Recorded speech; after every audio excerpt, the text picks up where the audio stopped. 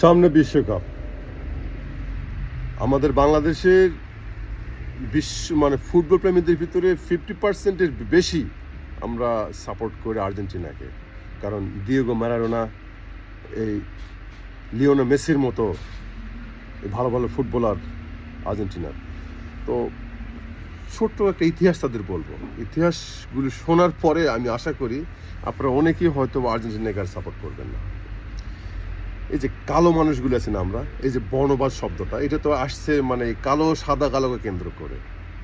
বহু বছর আগে, শত শত বছর বা হাজার বছর আগে আফ্রিকা থেকে এই কালো মানুষদেরকে নিয়ে আসা হতো ইউরোপ আমেরিকা বা সাউথ আমেরিকার দেশ আর্জেন্টিনা বা এইসব দেশে কৃতদাস হিসাবে, এবং তাদের উপরে সেই সময় চলতে পাশবিক নির্যাতন। মানে তার কৃতদাস মানে তো বোঝেন, তাদেরকে তারা মানুষ বলে ভাবতো না।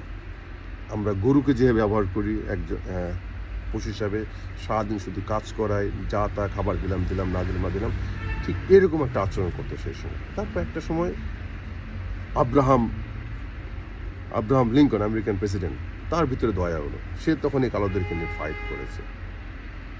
কিছুটা শিথিল হয়েছে, আইন চেঞ্জ হয়েছে, মানুষের সবার অধিকার সমান, কিন্তু আজও ভুক্তভোগী আমরা কালোরা। কিন্তু আমাদের বাংলাদেশও ভুক্তভোগী, বাংলাদেশ সেখানে শিকার হয়ে বৈষম্য, আর তার চেয়ে বেশি শিকার হয়ে আমরা এখনো ইউরোপ আমেরিকাতে। এই আর্জেন্টিনিয়ানরা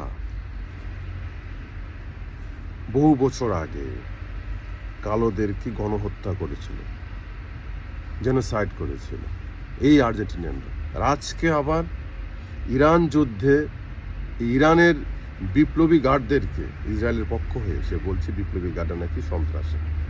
তাহলে বাংলাদেশে যে সময় যুদ্ধ হয়েছে ৭১-এ, যারা মুক্তিযুদ্ধ করেছে, দেশের জন্য যুদ্ধ করেছে, স্বাধীনতা সার্বভৌমত্বের জন্য যুদ্ধ করেছে, তারা কি সবাই তাহলে কি সন্ত্রাসী?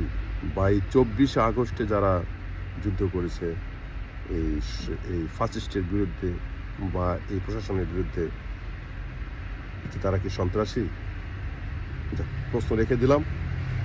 আগামী বিশ্বকাপে সাপোর্ট কী করবেন আপনাদের উপরে। আমি কিন্তু কখনোই আর্জেন্টিনাকে সাপোর্ট করিনি। এই ইতিহাস পড়ার পর থেকে আমি কখনোই আমার ঘরের সামনে আমি কখনো আর্জেন্টিনার ফ্ল্যাগ কখনো তুলিনি।